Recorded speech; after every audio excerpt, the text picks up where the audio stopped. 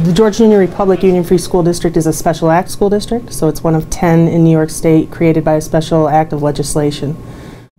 The majority of our students live on the William George Agency residential campus. We also serve a population of day school students that come to us from, at this time, about 13 different local school districts.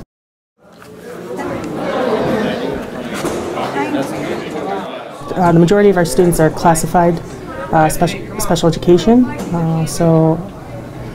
they typically have had negative school experiences, school failures. They come from fairly chaotic environments. They've had some horrific experiences. They may have engaged in some juvenile delinquency. They are emotionally disturbed. So they're a pretty high needs population. The challenges that we really face here is the behavior along with the academics. We have kids who skip school, who haven't gone to school, who may have had intermittent school, who've changed schools multiple times. Before I got here, I was in a pretty rough situation. I was doing a lot of things that I shouldn't be doing at my age, and I had gotten into a lot of trouble, so they had taken me out of my home. I was put in foster care for about a month and a half. And we take them all and we put them in the same classroom and we try to teach them English. We try to teach them the same standards and the same things that they would get in any public school. And then we have behavior problems. The kids are angry. They're angry that they're here. They're angry that we're trying to change them. They're frustrated. They're challenged. And we are doing everything we possibly can for the kids we serve within the boundaries financially. We are a public school and under the same mandates that everybody else has, and one of those being home and careers for middle school students. So this was intended to be a home and careers classroom. At this point, when I teach home and careers, I have my own personal sewing machine that I bring in, and I bring it into my own English classroom. We can't afford to hire a home and careers teacher to teach it one semester to 7 kids. You know, it's not feasible, but we would like to be able to have the supplies so that I can teach it.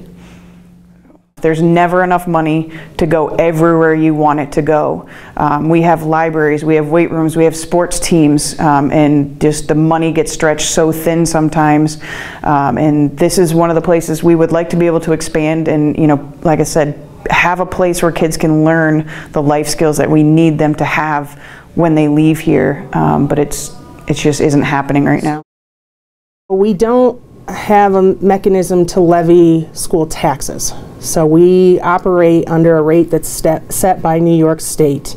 We went for a period of 5 years with no adjustment to that rate, and it operates off a 2-year perspective. So really, you're almost functioning on a rate for 7 years from point A to point B. That doesn't take into consideration the new populations, the higher needs of the populations you might be working with. It's a very difficult process.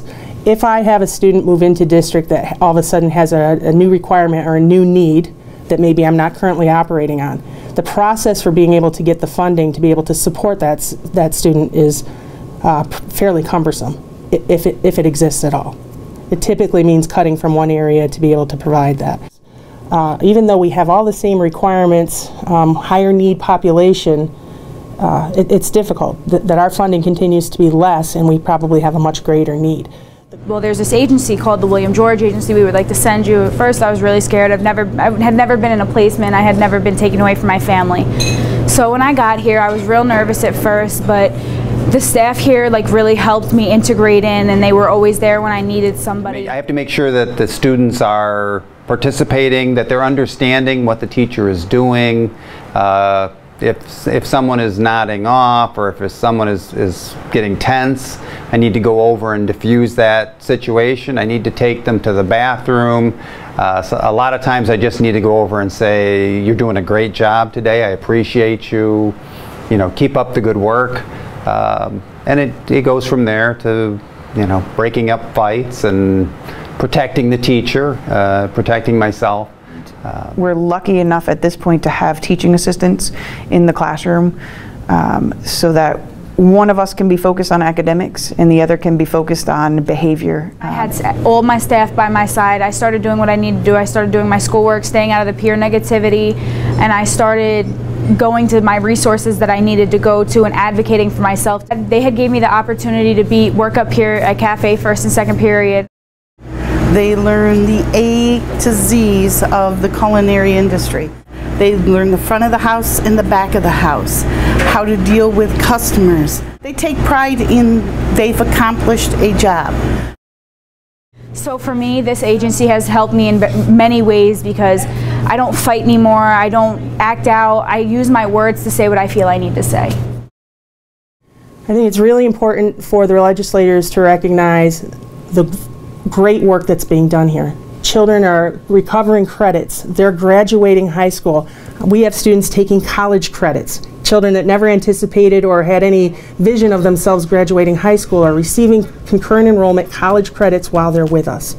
Working toward their diploma, finding success in school where before they didn't have success, finding an acceptance in school, working on peer relationships. We are strengthening their ability to be contributors to society, and it's important that we fund these schools to allow us to continue this very important work.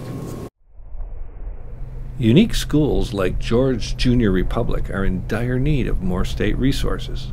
Albany must do everything it can to support these schools and the professional, dedicated, quality educators who provide critical services to our at-risk students.